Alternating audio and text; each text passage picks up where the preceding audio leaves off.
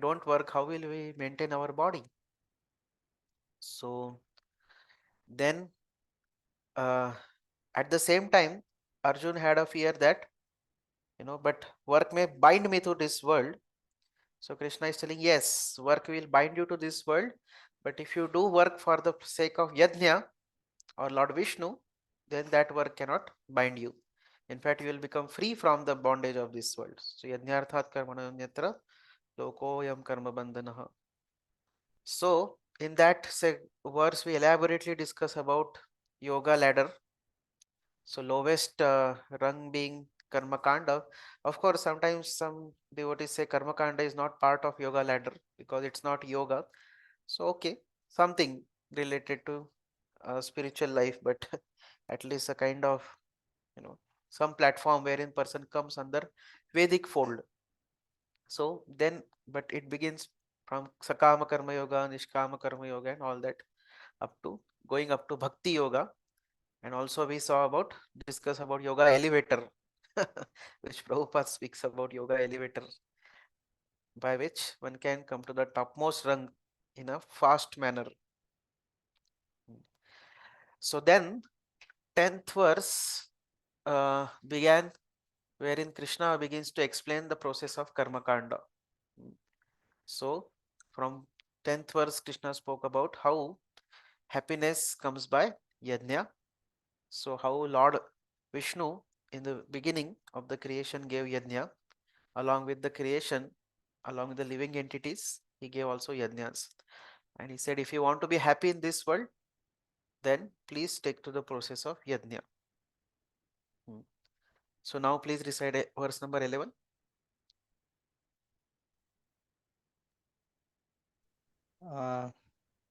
तन्मय प्रभु.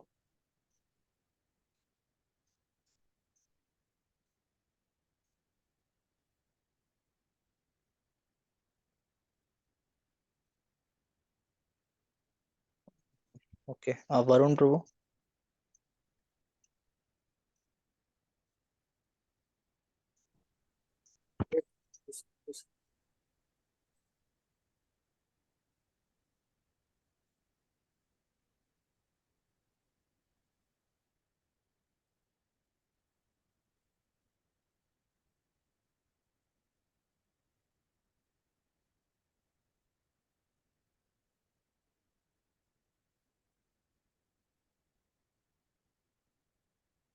देवान् भाव्यतेन तानेन Devan bhavayatanena ते देव भावयन्तु वः te deva bhavayantu vaha परस्परं भावयन्तः parasparam भावयन्तः bhavayantaha श्रेयपरम् अवाप्स्यतः. shreyah paramavapsyatah. Translation: the demigods, being pleased by sacrifices, will also please you, and thus by cooperation between men and demigod, prosperity will reign for all. Yeah. So in this verse, he is talking about how there is a cooperation between men and devatas. So men give yajna to devatas, and then demigods in turn give the necessities to human beings. In this way, when there is a cooperation between men and devatas, then there is prosperity for everyone. Okay, so please read purport.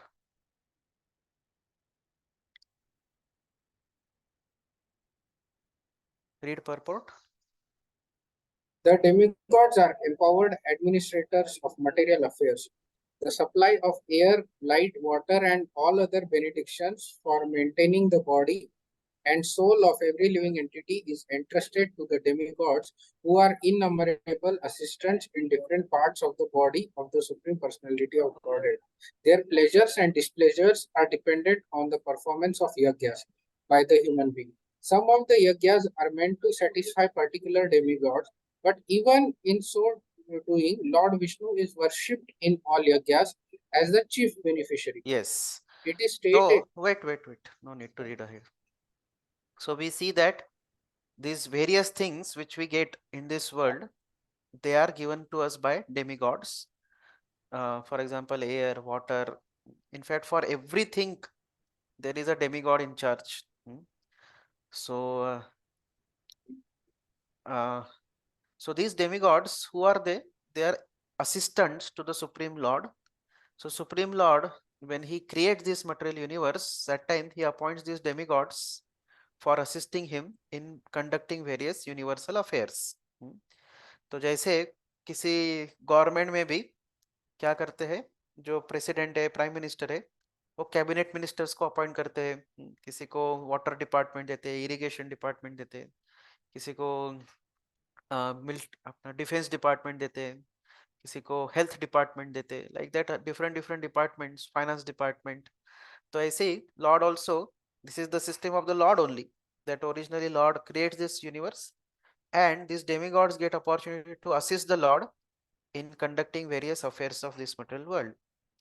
Now, that shows that every asset, every living entity has, it has got, connection with demigods. If one wants anything, for example, if one wants sufficient supply of air, the Varun our Pavan Devata should be very pleased with us. Similarly, for water, Indra and Varun Devata should be pleased. Or for sun god should be pleased. So in this way, whatever necessities we have, they come from demigods. Now, how demigods will be pleased to give us these various things? In fact, Earth herself is one of the energies of the Lord also, who supplies innumerable things. So how they are pleased? They are pleased by sacrifices, yajnas. So so in general, that's why Vedas, they recommend various yajnas for various demigods to please them, so that we get prosperity. But Prabhupada says that at the same time, despite different yajnas may be directed to please different demigods, Lord Vishnu is chief beneficiary in all yajnas. Yajno vai Vishnu. So Lord Vishnu is the chief beneficiary for all the yajnas, and demigods get secondary benefits. So that's why if one satisfied Supreme Lord, then that achieves the purpose of yajna. The spirit of yajna is to ultimately satisfy the Supreme Lord, and when one satisfies the Supreme Lord, it fulfills the purpose of yajna. So what happens when we perform these yajnas? Then these demigods, they will give their respective benedictions and supply, and in this way, the human beings become prosperous. So so in this way, there is a nice cooperation between demigods and human beings, and Krishna says this is a system of prosperity. So if one wants to prosper in this material world, as a society or an individual, we have to please these demigods. But if one serves Lord Vishnu, then the ultimate purpose of all yajnas is fulfilled. So, and Prabhupada says that performance of such yajnas has many side benefits. So main benefit is to please Lord Vishnu, but side benefits are various things up to the point of liberations. So material prosperity up to the point of liberation, different benefits are there. But the glory of this yajna is that our activities become purified. And Prabhupada quotes a very important verse. Quote, Ahar Shuddho Sattva Shuddhi Sattva Shuddho Dhruva Smriti Sprutvi Labdhe Sarva Ganthinam Vipramoksha. By performance of one's eatable become purified. If one offers one's eatable in sacrifice to Lord in yajna, then those eatables become purified.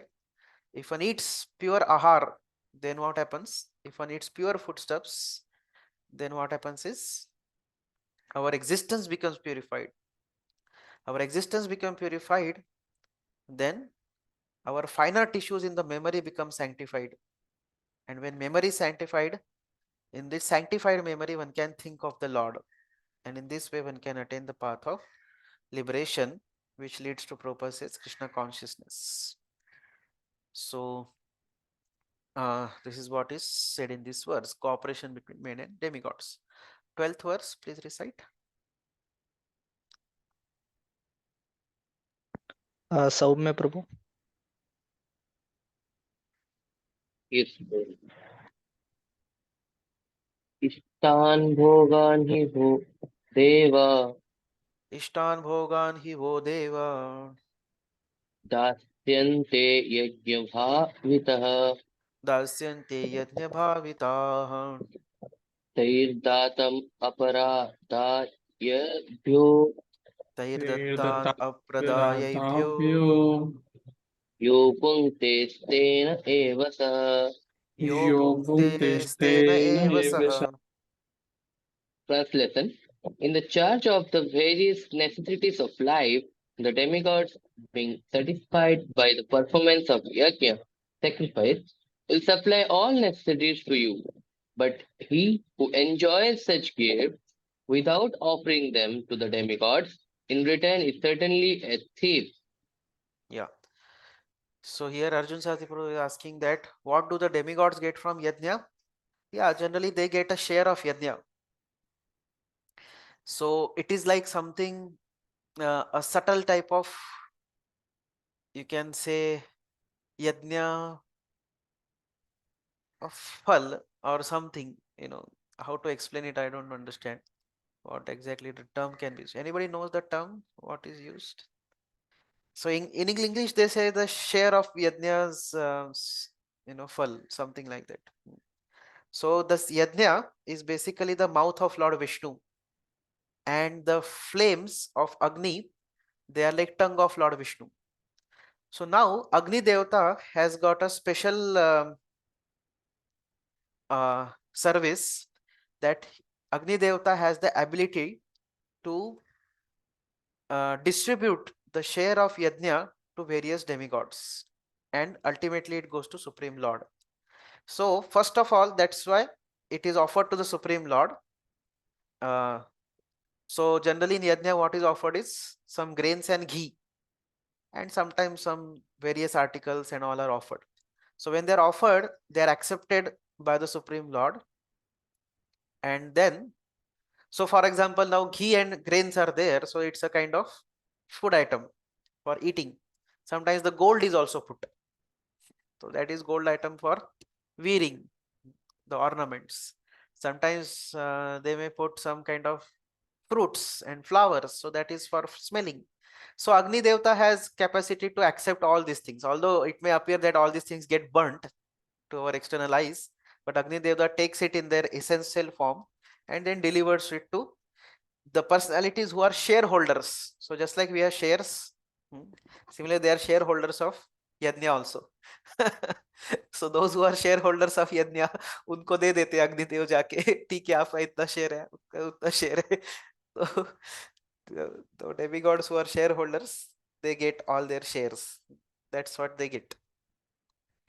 So they have more than us. Yeah, surely they have more than us, but they also need more. They always want more and more, isn't it? Oblations, yeah. Oblations are offered by us, but generally in English, Prabhupada says it as share, yajna share, like that Prabhupada says in the भाग Bhagavatam. Hmm? भाग Hindi Huh? of share. Yeah, share it. So anyways, so that's what they get. Okay, so now in this verse, he is telling, Krishna is telling very strongly that if somebody doesn't offer anything to demigods, because we are receiving so much from demigods, but if one does not give them yajna, offer them by through yajna, then such a person is considered to be like a thief.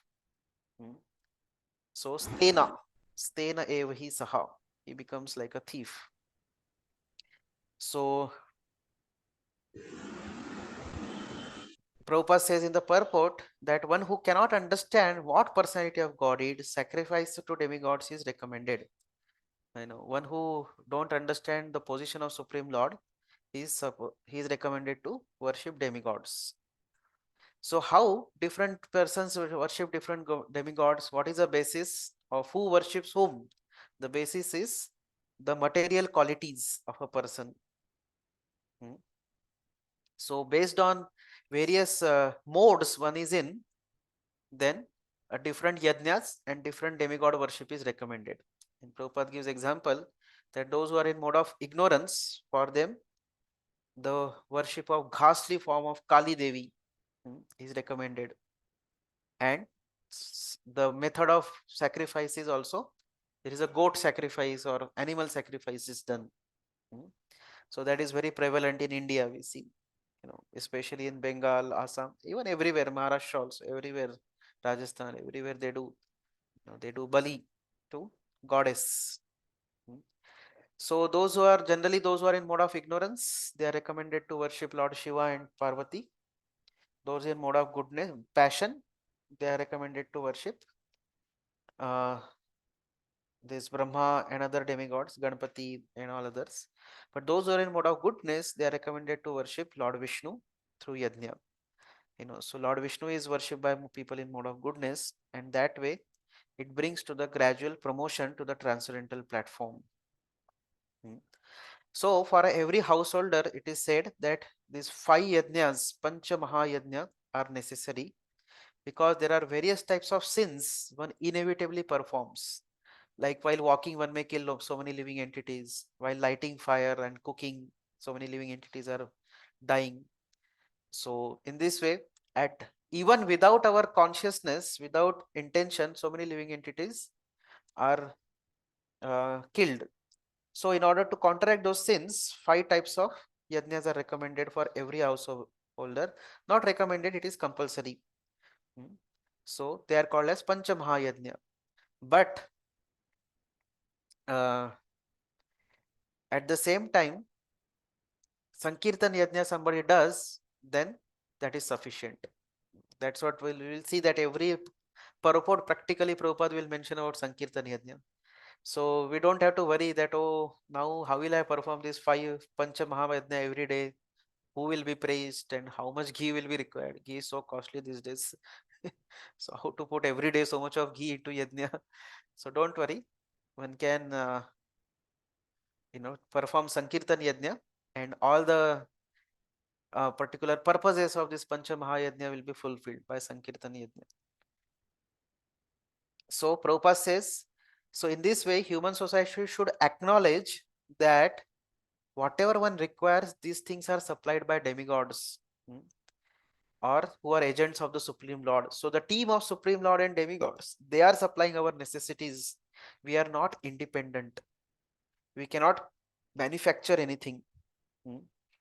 Like for example, we cannot manufacture fruits. We may have food industry, but the basic food comes from the material nature only, which is supplied by demigods and ultimately by Supreme Lord, isn't it?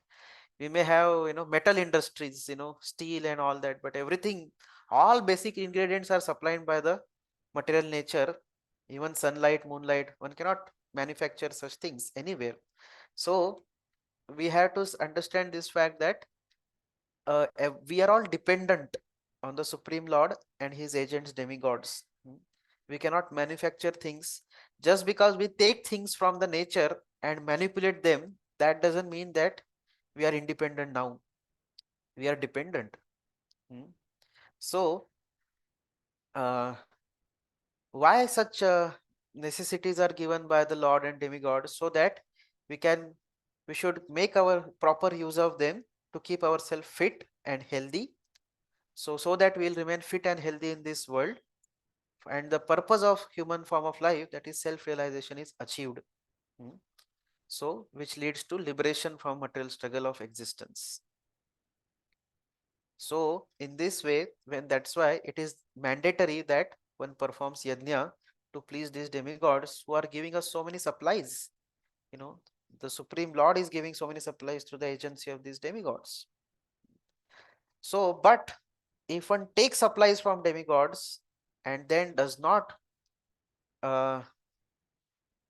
acknowledge it, that it is coming from them or it is coming from Supreme Lord, we do not acknowledge and do not perform yajna, In fact, if one uses those supplies simply for sense gratification, so then Prabhupada says such a person is called as thief, and such a person becomes more and more entangled in the material existence. So Prabhupada says that if a person, he does not acknowledge demigods, does not acknowledge Supreme Lord, does not try to please them by worship and yajna, such a person is thief, and then he is punished by the laws of material nature. Just like a thief is punished by government, similarly such a thief is punished by the laws of nature. And that's how Prabhupada says a society of thieves can never be happy because they have no aim in life. The if all the people in the society are thieves, then what will happen? There will simply havoc and chaos will happen. So similar situation was there before Prithu Maharaj, isn't it? This Maharaj Anga, he got son named Vena. Now this Vena was such a atrocious son that Maharaj Anga was frustrated with him and he went away. He took Vanprastha life. And then there was no king.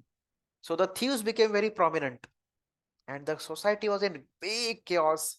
All general populace was in big anxiety, because they were so insecure. At what point of time who will come and steal and loot and murder, it is not guaranteed. So it was a very, very painful situation. So then they thought that Brahmanas thought, "Arey, some king should be there, otherwise, there won't be this society of thieves will be simply so disastrous." So then they made Vena as a king, but Vena himself was a bigger thief.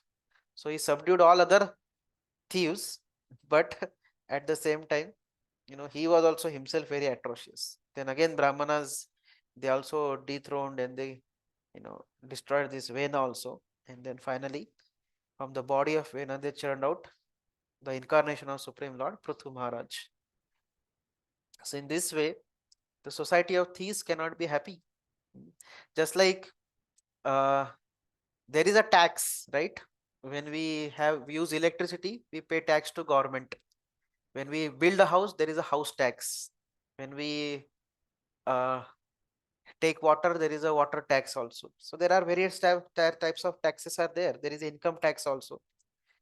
So same way, we are taking so many supplies from the Lord. So these yajnas, they are like taxes. So one has to pay these taxes towards various demigods. We are taking so much of sunlight, from sun god. We are getting juices in our vegetables and fruits through moon god. The mother earth is giving so many supplies, isn't it? There is a air provided by Pavan Dev. So in this way, so many supplies are coming. So it is our duty to acknowledge it and also pay the taxes. So these taxes are paid in the form of yajnas. So Prabhupada says, but Chaitanya Mahaprabhu inaugurated the easiest performance of yajna, that is Sankirtan yajna.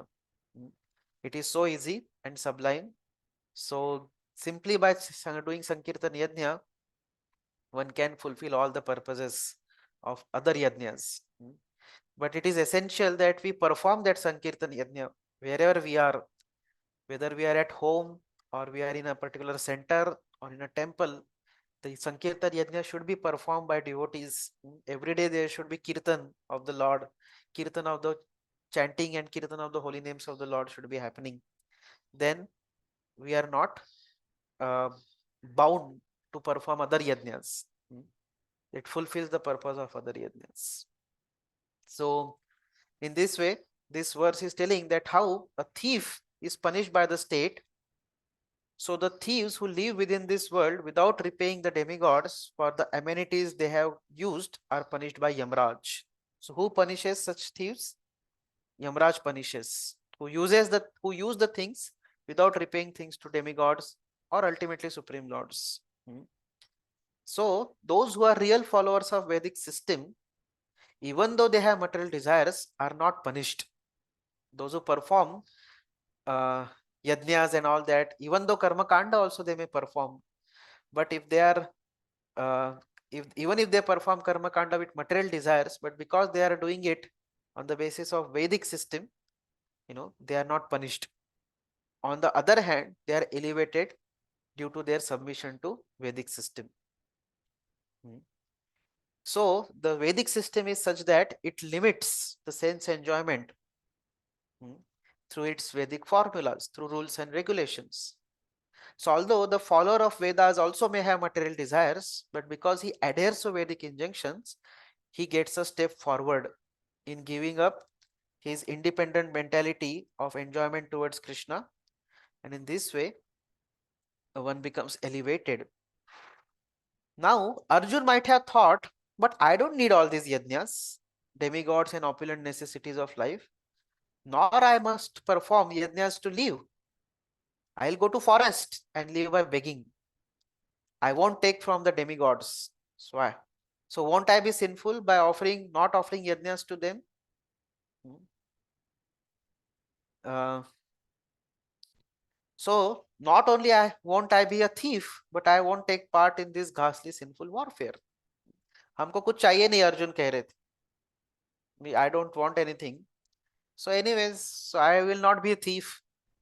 In fact, I'll be saved from this ghastly warfare. That was Arjun's thought, which Acharya has mentioned. So let us see what's the answer. Krishna addresses Arjun's thoughts. Okay, please recite 13th verse. Shrikar Prabhu.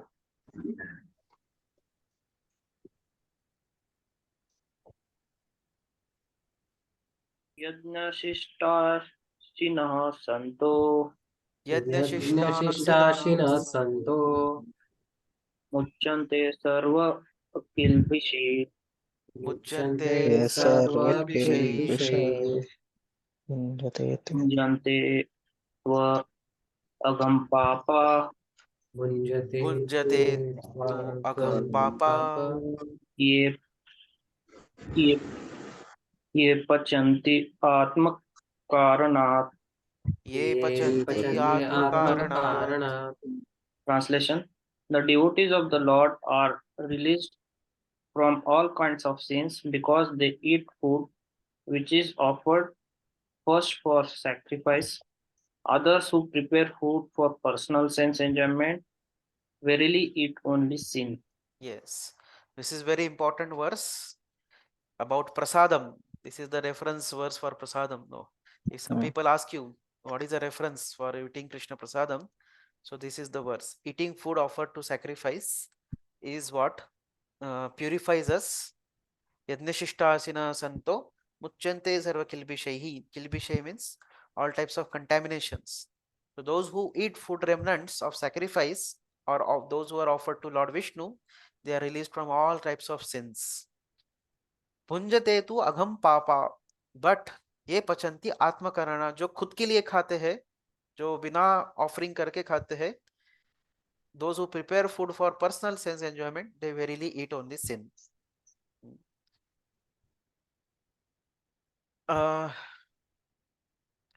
Now this question is there before we go ahead.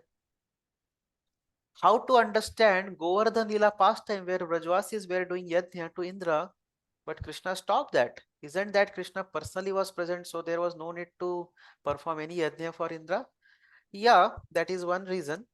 Actually, internal purpose of Krishna to stop yajna by the this thing by Brajvasis was that Indra had become puffed up, and he was thinking that I am the supreme. So Krishna, it was causeless mercy of Krishna on Indra that he lowered his pride, and in this way he became again devotee of the Lord, because devotee of the Lord should not be proud. Krishna doesn't like. So it was out of causeless mercy on Indra, Krishna performed this pastime so that his pride was smashed down. Now another thing Prabhupada writes in that pastime is that also because it is said that that's what we read in the previous purport also, Prabhupada says it. Those who don't have understanding of the Supreme Lord, there for them demigod worship is recommended. But those who understand the Supreme Lord and those who are devotees of the Supreme Lord, there is no need to perform demigod worship. So Prabhupada says that Krishna wanted to discourage demigod worship, especially for the devotees. So those who are devotees of the Lord, they don't have to do demigod worship because they are ultimately satisfying the root of all demigods also. So there is no need to perform demigod worship for them. But those who don't have faith in the Lord, or those who don't understand the Lord, then they have to perform demigod worship. So this Karma Kanda section is specifically Krishna is talking for those who are not devotees of the Lord, for them. Those who are in a very neophyte stage in Vedic school, new students of Vedic school who don't have any faith in the Lord, who don't have understanding of Supreme Lord. For them, demigod worship, at least worship demigods. If you don't want to worship Supreme Lord, it's like that. It's a compromised option. Nowadays, does anyone able to do sacrifices for demigods, as ingredients and process itself are very costly? Yeah, that's why yesterday also we discussed this point, that Prabhupada says that's why it is almost impractical to do all these sacrifices and all that. They are very tough to perform. How the performer can understand that their sacrifices are successful and demigods have got their shares? So in the previous times, before Kali Yuga, the demigods would appear at Yadnik arena and they would personally accept the share, their own shares. So that way, it was understood that demigods have come and taken. So in Kali Yuga, we can just believe in the process itself, that the process is given, so some share demigods must be getting, because we are following Vedic process. So it is said that in Kali Yuga the demigods have stopped appearing because it's not a very good age. The atmosphere is very contaminated, so demigods don't want to descend to earth and appear. So how do we believe, understand whether they have accepted their share or not? We can just accept it on the basis of Vedic authority. But yes, as you said, that it is really difficult to perform those yajnas and all properly. And that's why Prabhupada again and again mentions that one should perform Sankirtan Yajna, which is most best way, because it is easier and it is also fulfills all the purpose. At present, I am not able on the Shuddha Sattva platform, so I am still not obliged towards performing sacrifices to a demigod for the fathers, etc. Is performing devotional service enough, even though not perfect? Yes, it is still enough. One need not still perform worship to demigods, even though we are not pure devotees. Still, there is no need to worship demigods. So, and even there is no need to even do oblations towards forefathers and all that, because simply by chanting holy names, all the demigods are pleased and all the forefathers are also benedicted. So that's why the system for devotees, is that if devotees, when they want to perform any particular ceremony, the standard system for devotees is that they call the Vaishnavas to their home and they perform Sankirtan Yajna at their home. They perform Kirtan and they feed Krishna Prasad to Vaishnavas and they give some donation to Vaishnavas. And in this way, all the purposes of yajnas and oblations to demigods, forefathers, everything is satisfied. All the forefathers becomes extremely pleased by such performance of Sankirtan Yajna and Vaishnav Seva, namely giving prasad to Vaishnavas and giving them some gifts. So this is the ultimate purpose of this thing. Even Krishna says elsewhere in the Srimad Bhagavatam that I am not as much as satisfied by Vedic sacrifices, that much I am satisfied by Vaishnavas and Brahmanas. Those who feed Brahmanas, those who serve Brahmanas, that gives me highest pleasure. So anyways, ultimate purpose of yajna is satisfied by these things. So even though we are not pure devotees, still when we call Vaishnavas together and perform yajna, Sankirtan yajna, perform kirtans and do Vaishnav seva by giving them, offering them prasadam and dakshina, then the purpose of all this Vedic yajnas is fulfilled. Yes. So now this verse is also very important. So Prabhupada says, first of all, the definition of Santa. Who is Santa? Santa means Premanjana Churita Bhakti Vilochanena Santa Sadaiva Hridayeshu Vilokayanti. Those who are devotees of the Supreme Lord, they are always in a compact love with the Supreme Personality of Godhead. You can see the terminology. Compact in love. They are always in a compact of love. compact means like a kind of bond. They are tightly bound in love with the Supreme Lord. These are the devotees.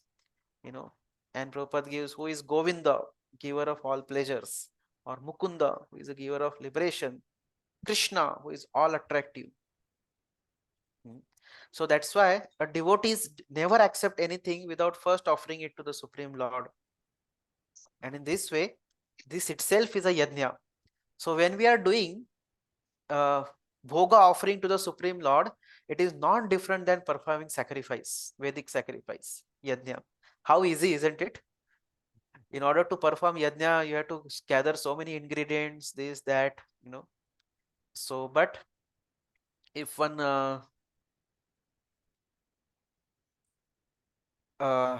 just does bhoga offering to the Supreme Lord, it fulfills the same purpose. And that's why Prabhupada says devotees are always doing such yajnas in different forms of devotional service. In fact, Shravanam is also one yajna. It will come ahead in I think 17, 16, 17, 18 chapter somewhere it will come. That Shravanam, Kirtanam, Vishnu, Smaranam, Archanam, these are all yajnas. So these are all performance of yajnas, and by performing such yajnas, one becomes aloof from all contaminations of sinful association in material world. One remains aloof from all contaminations by performance of this Navavidha Bhakti. This Navavidha Bhakti is not different than performance of yajnas. So at the same time, it is more easy and sublime. On the other hand, Prabhupada says those who prepare food for themselves for sense gratification, they are not only thieves, but also eaters of all kinds of sins, Prabhupada says. So how can a person be happy if he is both a thief and sinful? That's what Prabhupada is asking in the purport. So therefore, in order to become happy materially and spiritually in all respects, there should be Sankirtan Yajna performed. That's what Prabhupada says. Otherwise, there cannot be any peace and prosperity in the society. So this is the verse for importance of because if you remember previous Prabhupada had quoted Ahara Shuddho Sattva Shuddhi. So Shuddha Ahar is very, very important thing. What Ahar one takes, that's a very, very crucial thing in one's life. So for that, this particular verse is spoken. What do you mean by that Shuddha Ahar? Shuddha Ahar is eating those who are foodstuffs which are offered to the Supreme Lord and taken as prasadam of the Lord. It is a Shuddha Ahar. Okay, please go to verse number 14. Sumukh Vishnu Prabhu.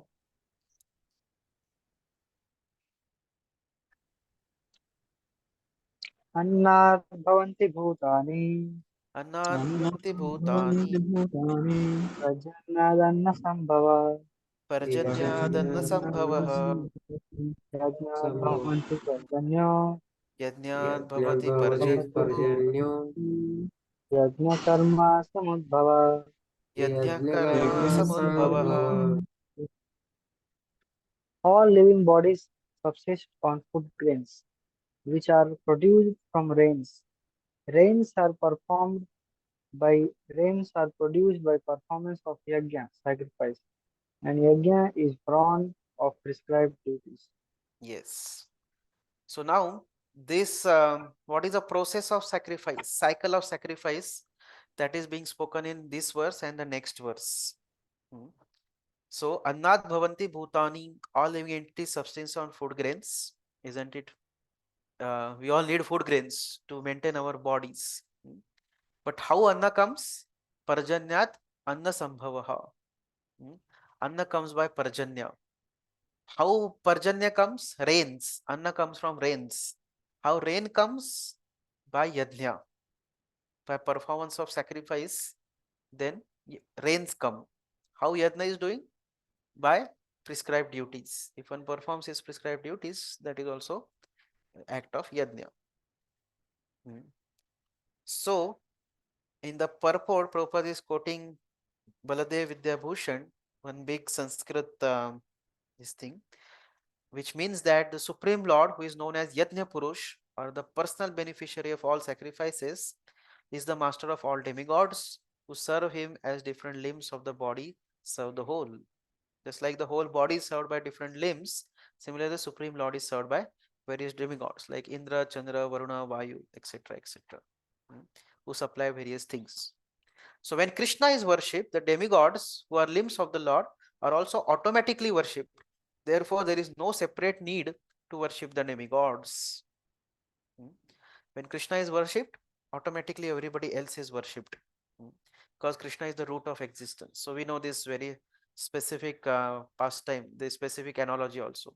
If you water the root of the tree, entire tree gets nourished.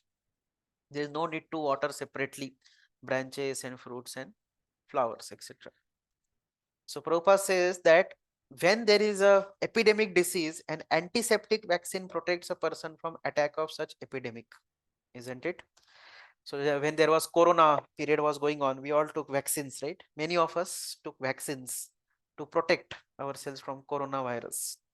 So Prabhupada says, similarly, the food offered to Lord Vishnu and then taken as prasad, it acts as a antiseptic vaccine, or yeah, it acts as a vaccine to sufficiently resist us from material affection. And one who is accustomed to this practice is called devotee of Lord. So one of the definition of devotee is Lord what? He offers the bhoga to the Lord and accepts Krishna prasadam.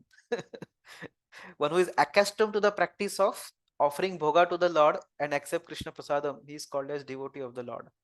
Very bold. So devotee of the Lord is one who takes Krishna prasadam. Such a sweet definition of big devotee. Very palatable definition of devotee, right? All of us will like this definition very much. Yes, because I am accepting Krishna prasadam, so I am devotee now. So Prabhupada is continuing the previous verse theme, although Krishna has moved to the little next topic, but Prabhupada is previous verse जो है यज्ञ शिष्टासीनो verse उसको ही Prabhupada कर रहे continue purport में. And Prabhupada says, on the other hand, one who does not do so continues to increase the volume of sinful action, and this prepares the next body to resemble like hawks and dogs, to suffer the resultant reactions of all sins. Usually the one who gets, why one gets hog body or a dog body? Because of indiscriminate eating, especially hogs. They have no discrimination what to eat and not to eat. So the material world is full of contaminations, and one who is immunized by accepting prasadam of the Lord, food offered to Vishnu, is saved from the attack, whereas one who does not do so becomes subjected to contamination.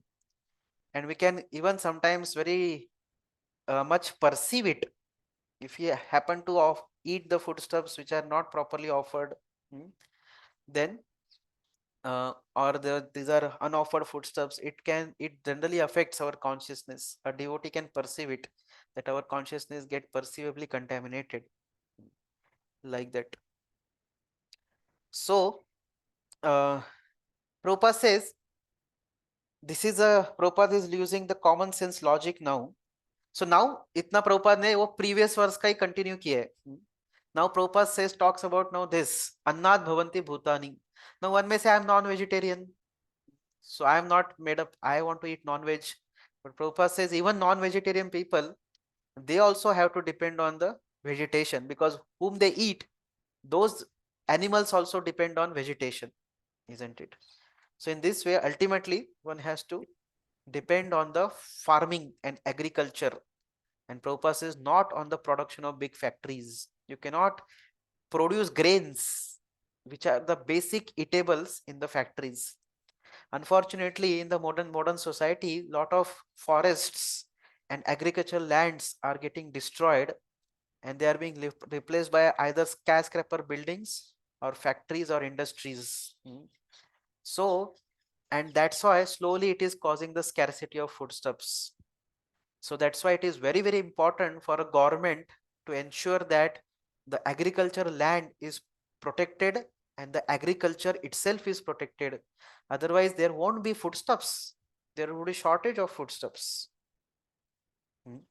Now, what is the reason for sufficient production in the agriculture? It is due to rains from the sky, and such rains are controlled by demigods like Indra. Indra controls rains, sun god, moon god, and these demigods are all servants of the Supreme Lord. So these demigods are satisfied by performance of yajna. So Lord is also satisfied by such sacrifices, especially Sankirtan Yajna. So you see every purport Prabhupada is talking about Sankirtan Yajna because that is what is a practical way. And one who cannot perform then will find himself in scarcity. That is the laws of nature. So if one does not perform Sankirtan Yajna, then it will bring scarcity. So few days back, we were in Hyderabad. So there is one Prabhupada disciple, his grace Anandamay Prabhu. So he was telling how there was such a severe drought in Hyderabad during Prabhupada's time, and they tried to perform various feats in order to counteract that drought, but there was no solution. So then they all approached Prabhupada, and Prabhupada said, simply give us the facility for performing Harinam Sankirtan and distribution of prasadam. All your drought will go away. And they all agreed. And devotees factually went. There is one park also in Hyderabad where all devotees they gathered, and they also invited all the public that you also come and participate in Sankirtan. And this way there was a massive Harinam Sankirtan. And then after performance of Sankirtan, factually there were rains, and there were news in the newspaper. There were headlines: Hare Krishnas bring rains, like that. So this was like, Prabhupada practically proved it that yes, by performance of Sankirtan Yajna, the rains will come. On the other hand, those who don't perform yajnas, they will always find themselves in scarcity. And that's why we see there is so much of scarcity in especially various countries. There are deserted countries and all. There are a lot of deserts and all. So those places there is scarcity of foodstuffs. Why? Because there is no performance of yajna. And because of that, there are no rains. Eventually it turns into desert. So more and more, if people do not take to yajna, then their scarcity will increase. That's why it is important that this Sankirtan Yajna is encouraged everywhere, so that the scarcity will be reduced and there will be lot of abundance of foodstuffs. Ultimately, we need to eat, right? We cannot just, Prabhupada is to say that we cannot just eat nuts and bolts which are produced in the factory. Or in modern context, we cannot eat silicon chips, right? We need we need foodstuffs. So that's why it is necessity that the society should be agrarian based society. Huge amount of agriculture should be there, and you know uh, the good number of people, huge number of people should be engaged into agriculture for production of foodstuffs. So this is very, very important thing. And also, only agriculture will not do. Sometimes people say, we see that they say, kya kare, aajkal agriculture is such a problematic, so many farmers are committing suicide. Because if they take to agriculture, there is so much of problem. They don't get many times any grains. So the system is that you cannot be atheist agriculturist.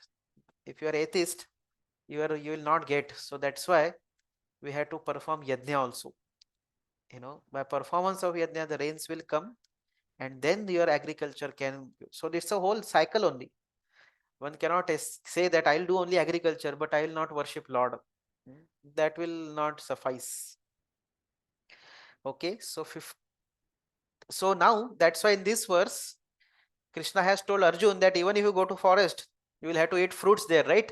But even these fruits are coming from demigods. So you are not free from obligation to perform sacrifices. So better do your prescribed duty. You cannot run away from the duty of performing sacrifices. Better you do it. Because ultimately even fruits and roots you will have to eat in the forest, which are also provided by demigods only. Okay. So 15th verse, please recite. Swapnil Prabhu.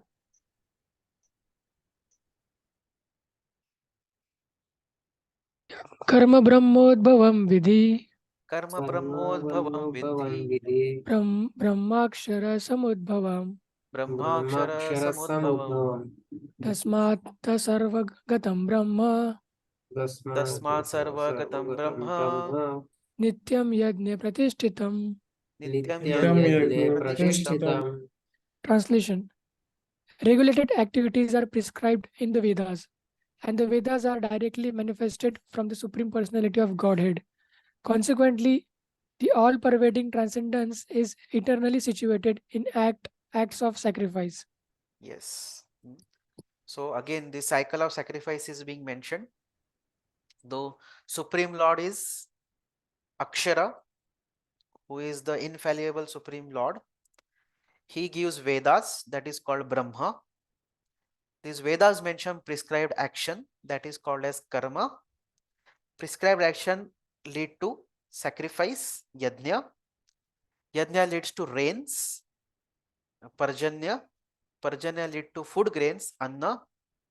And then on that anna, the living entities subsist and they offer the foodstuffs to Lord.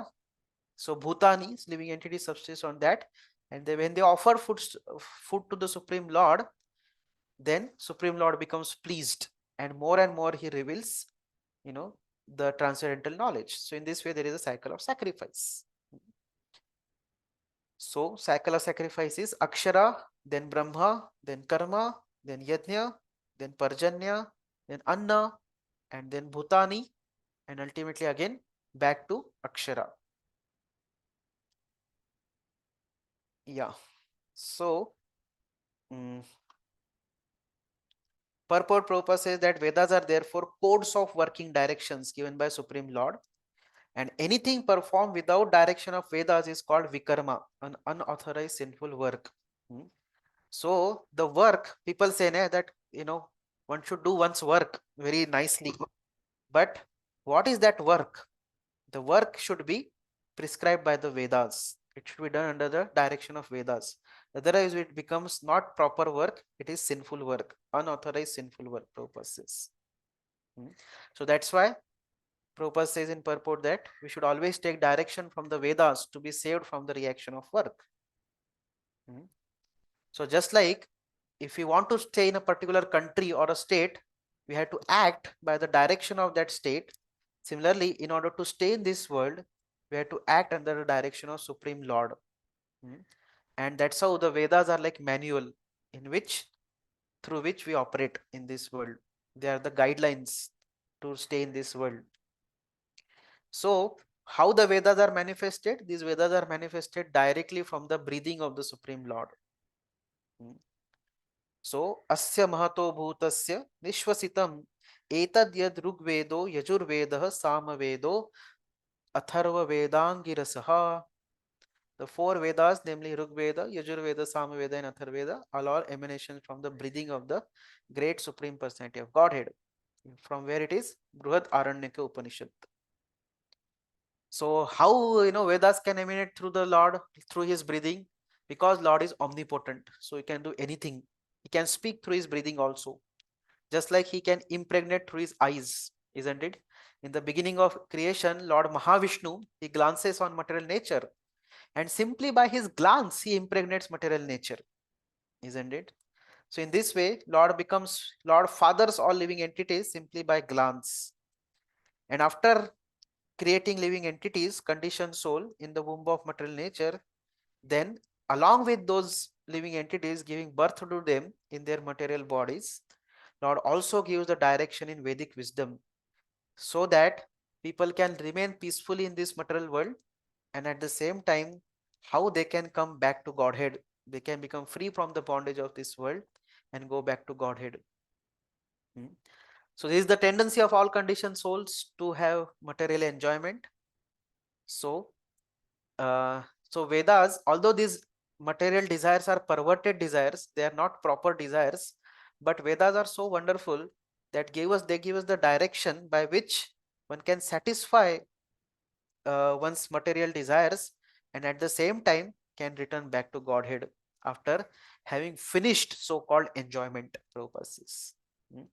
So in this way, it is a chance for conditioned souls to attain liberation, and that's why Prabhupada says that conditioned souls must try to follow the process of yajna by becoming Krishna conscious.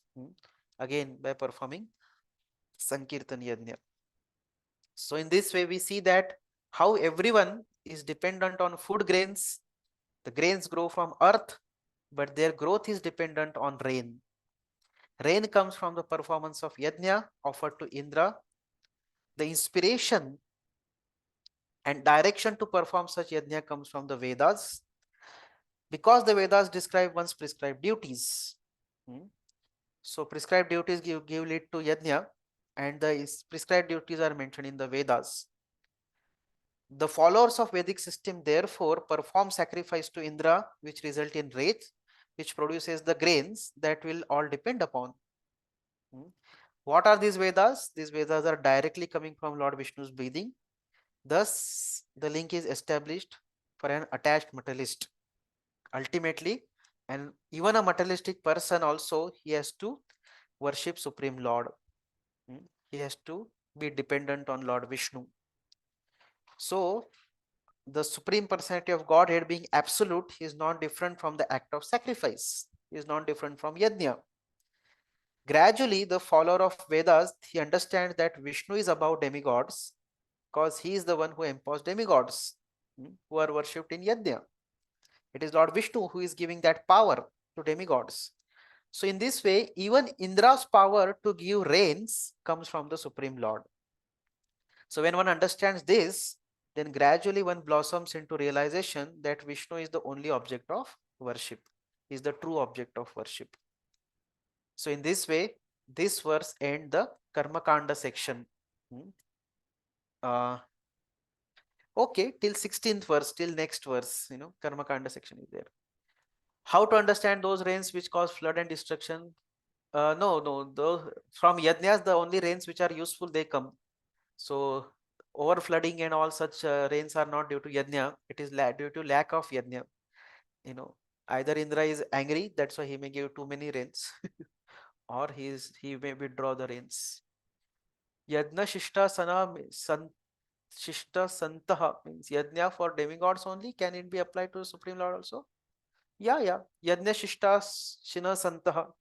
Yeah. That's what we discussed just now, that a person of yajna, even though he may be appearing to demigods, but he ultimately understands from where we find the recommendation for yajnas. It comes in Vedas. What are the Vedas? They have come from Supreme Lord. So ultimately one is dependent on the Supreme Lord. So in this way, gradually one understands that Supreme Lord is the object of worship. Ultimately, he is the object of worship. So one can perform directly a yajna for the Supreme Lord also. And there is no need to perform yajna for demigods then.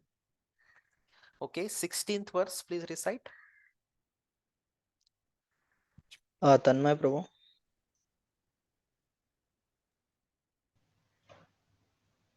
एवं प्रवर्तितं चक्रम् एवं प्रवर्तितं चक्रम नानुवर्तयति यः नानुवर्तयति यः अघायुरिन्द्रियारामो अघायुरिन्द्रिया रामो मोघं पार्थ स जीवति. मोघम पार्थ स जीवति. Translation. My dear Arjuna, one who does not follow in human life the cycle of sacrifice thus established by the Vedas certainly leads a life full of sin. Living only for the satisfaction of the senses, such a person lives in vain. Yeah. So this verse is telling how if a person does not perform sacrifice, he leads only sinful life. So Prabhupada says in purport, Mammonist philosophy. What is Mammonist philosophy? Mammonist philosophy is work hard and enjoy sense gratification. Do you see this philosophy anywhere? Everywhere. Everywhere, right? In the current society, it is everywhere. This is the typical philosophy of all the people of this world, in modern times especially. Work hard and enjoy, So Prabhupada says this philosophy is condemned by the Lord. So even those who want to enjoy material world, they have to perform yajnas. It is absolutely necessary. That's why we see in this world, although it may appear that one is very technologically advanced and there is a lot of, we can't say so much of economic development also, but lot of avenues of technological advancement have happened. But still, one cannot be very happy in material world because there are no yajnas happening. So even if one wants to remain happy in material world, one has to perform yajnas. So Prabhupada says one who does not follow such regulations is living a very risky life. Is living a very, very risky life. And the risk is that one may get lower forms of life after this human life is finished. Animals don't need to perform any yajna. They can just enjoy because that's what is their intelligence or their consciousness is very shrunken.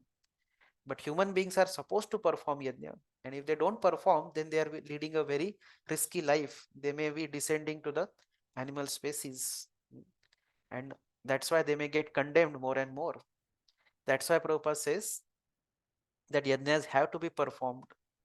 But there is no necessity of rigidly following the performances of yajnas for the transcendentalists.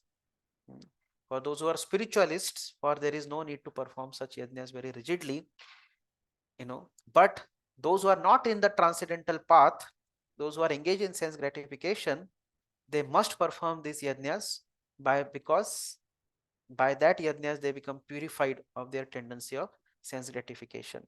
But a transcendentalist simply by the practice of spiritual life, they attain the same purpose. They get purified of their contaminations. So that's why transcendentalists don't have to very rigidly perform. So Prabhupada says further that yajna system is planned in such a way that sensory conscious persons may satisfy their desires. So one can fulfill one's desires also. At the same time, one will not become entangled in the reactions. So again, Prabhupada is saying that the prosperity of the world does not depend on our efforts, not simply on the planning commissions. It doesn't depend simply on that or various promises of politicians. The prosperity of the world depends on background arrangement of the Supreme Lord directly carried out by the demigods. So how much ever one may have planning commissions to increase the prosperity of the world, it will all not be successful unless until one recognizes and worships the Supreme Lord and also his demigods. So so Prabhupada says this is also indirectly the practice of Krishna consciousness. Why? Because when one masters the performance of yajnas, one is sure to become Krishna conscious, because ultimately one understands that these demigods are also limbs of Supreme Lord's body. So in this way, eventually one recognizes the Supreme Lord. So this is an indirect way of Krishna consciousness, these yajnas to demigods. That's what Prabhupada says. So now our Bhurijan Prabhu also has taken up this point and has given elaborate purport on this. So we'll conclude with this purport. So he says that he lives in vain because human life is meant for spiritual elevation and he has wasted that opportunity. That's why he says that such a person lives in vain. One who lives in vain, indriya aramah, जो इंद्रिय आराम, जो इंद्रियों में आराम करते हैं, means one who simply satisfies his senses. Such a person, his life becomes futile because it is agha ayuhu, his futile life of sin. Such a person lives in vain. Why? Because human form of life is meant for spiritual elevation and such person has wasted that opportunity. He is simply engaging solely in animalistic endeavors. And by that, what happens? It ensures he's taking birth of animals in next life. If one acts like an animal, then naturally next life one will become animal. If one acts like a spiritual person, next life one will go to spiritual world. So that's why it is recommended for such materialistic people who are engrossed in sense gratification to gradually purify themselves by karma kandiya process. By redirecting their desires from concentrating on the temporal to concentration on eternal. Currently, their whole attention is on temporary things, but gradually that attention is uplifted to eternal. So, in Vedic process, how it goes is that instead of trying to enjoy his senses unrestrictedly, a follower of Vedas surrenders to Vedic authority. And in this way, he regulates his actions and engages in karma kanda sacrifices. So generally, person in this material world wants to unrestrictedly enjoy, but one who follows Vedas, he regulates his such sense gratificatory activities. And what he gets by such karma kanda sacrifices, he gets material prosperity in this life or future life. So in this life, one may perform various sacrifices or worships to demigods, for many material benedictions, like to give birth to a good son, or to have bountiful harvest, or to get cured of some disease. So different reasons may be there. But to live happy in this world, perform sacrifices. But such sacrifices are called as low level sacrifices. Why? Because their fruits are limited to this life. However, when a person performs such karma kanda sacrifices, he associates with those Brahmana priests. And then through them he comes to know that there is a higher life of enjoyment in heavenly planets. So simultaneously, when he is staying in this material world, in this earthly planet, he is experiencing lot of miseries. So many varieties of miseries are there. And there are sometimes death among family members. Sometimes the droughts may come. Sometimes the floods may come. Sometimes the thieves plunder his riches. So many difficulties come for a person who stays in this material world. So in this way, a person who performs such karma kandi sacrifices for getting prosperity in this life, within this world, earthly planet, he contemplates that why be satisfied with wealth or son or health in this life? Better I go to Swarga, drink Somarasa, dance with some apsaras, wander blissfully throughout Nandan Kanaka gardens.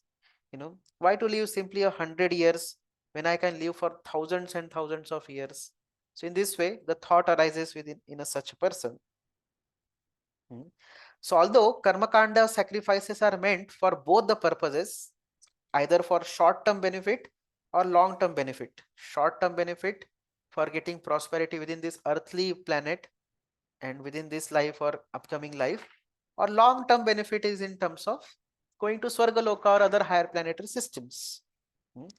Both of these sacrifices but are born of mode of passion, because the ultimate purpose is selfish sensual enjoyment. However, long-term sacrifices are a step forward.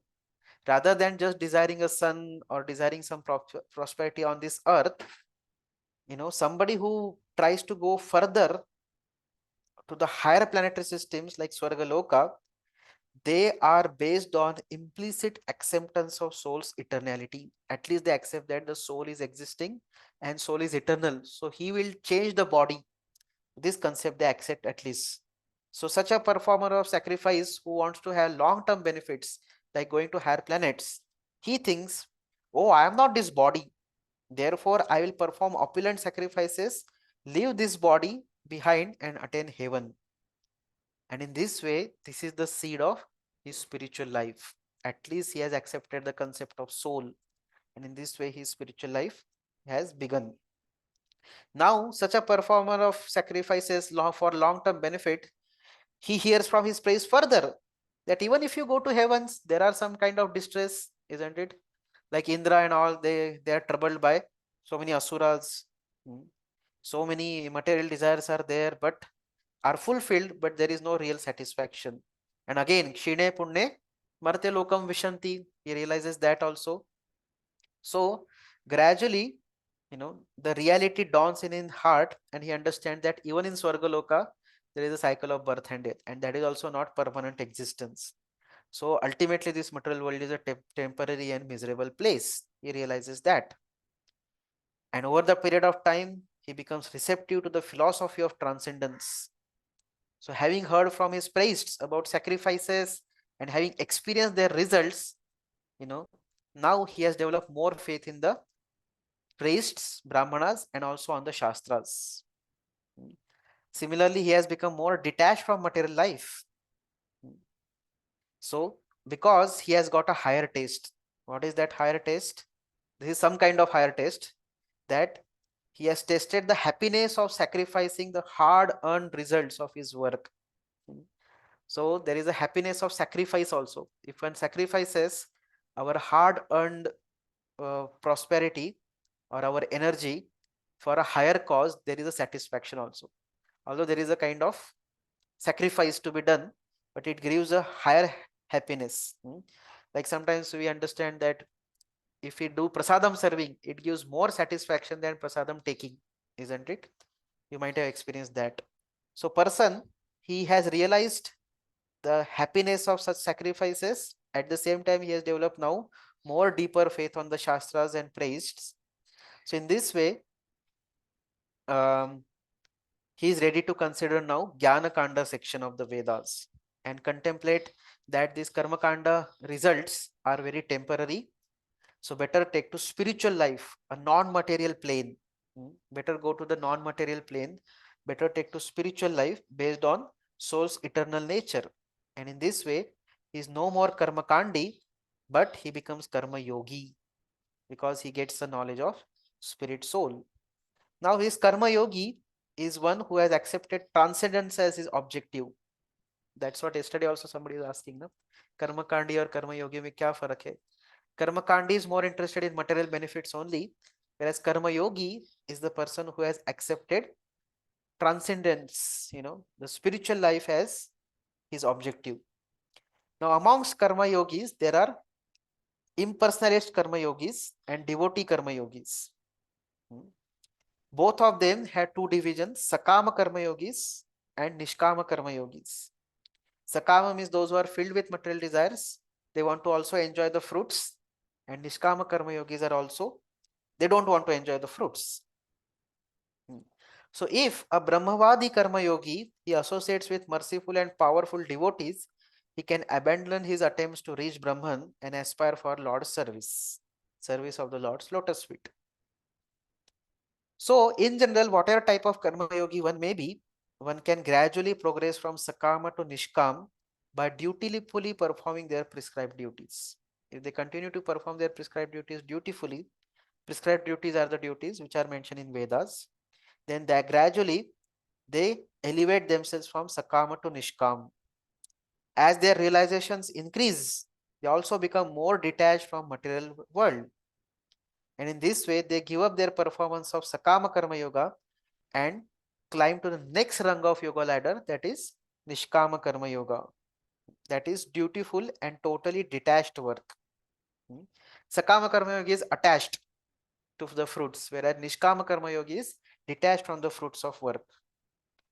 So although a devotee who practices Nishkama Karma Yoga possesses a different understanding and is therefore differently motivated than a non-devotee practitioner, in both cases the inspiration to work is not a fruitive desire. Both work on the different platforms of Jnana. Both are working on the platforms of knowledge, Jnana. So while progressing in this way, however, Nishkama Karma Yogi may conclude that my prescribed duties are meant to bring me material rewards. I no longer have material desires. I don't want a son or money or nice house. I have no desire to go to Swargaloka or something like that. I know I am not this body because I no longer have material desires. I do not need to perform any of my prescribed duties.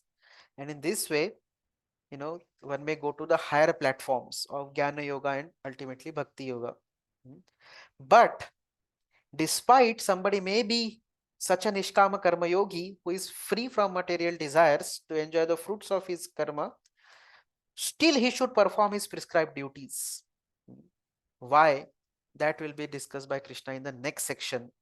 So this ends the section over here. Karma Kanda to Karma Yoga.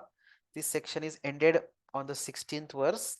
17th verse onward, Krishna is going to describe Nishkama Karma Yoga to set the right example.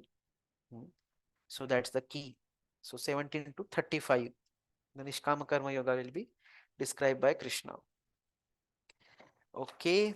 So which all categories are involved in transcendentalists? Yes, all Karma Yogis, Jnana Yogis, Ashtanga Yogis, these are all transcendentalists. Bhakti Yogi, Karma, those who are Karma Yogi, Jnana Yogi, Ashtanga Yogi, these are all transcendentalists, and Bhakti Yogi. All these are this thing.